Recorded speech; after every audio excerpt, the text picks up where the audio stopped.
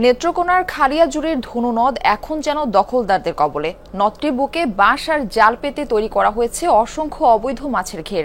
স্থানীয়দের অভিযোগ, এখানে মাছ ধরতে দেয়া হয় না সাধারণ জেলেদের। স্থানীয় প্রশাসনকে ম্যানেজ করে অবৈধভাবে মাছের ঘের তৈরি করেছে প্রভাবশালী চক্র। অবৈধ ঘের উচ্ছেদ করে ব্যবস্থা নেওয়ার আশ্বাস জেলা প্রশাসকের। নেত্রকোনার খালিয়াঝুড়ি দিয়ে প্রবাহিত ধনু নদ। একসময় এখানে নিয়মিত চলাচল করত বড় নৌযান। পাড়ের বাসিন্দাদের জীবিকাও ছিল নদ নির্ভর।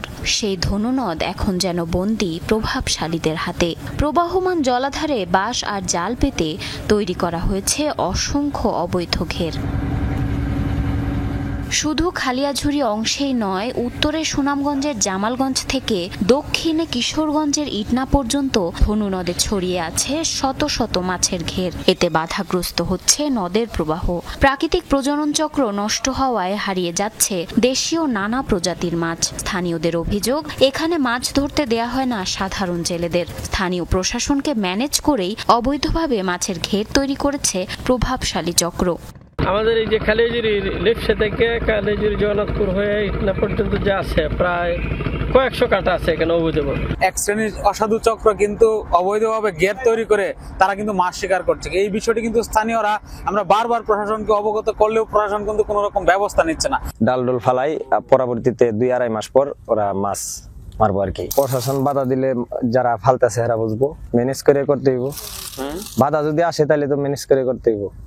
মাঝ নদীতে স্থায়ী ঘের বানানোয় সংকুচিত হয়ে পড়েছে নৌপথ। ব্যাহত হচ্ছে কার্গো ট্রলার সহ নৌযান চলাচল। ঘটছে দুর্ঘটনাও। জলাশয় সবসময় মুক্ত থাকার কথা, কিন্তু এখন দেখা যাচ্ছে যে এই খালিয়াজুড়ির সব জায়গাতেই প্রায় ঘের দেওয়া হয়েছে। এই ঘেরের কারণে আপনার নৌ চলাচল যেমন ব্যাঘাত ঘটে, এমন করে বিভিন্ন সময় দুর্ঘটনার শিকার হয় নৌযানগুলো যারা চলাচল করেন। অবৈধ ঘের উচ্ছেদ করে ব্যবস্থা নেওয়ার আশ্বাস জেলা প্রশাসকের।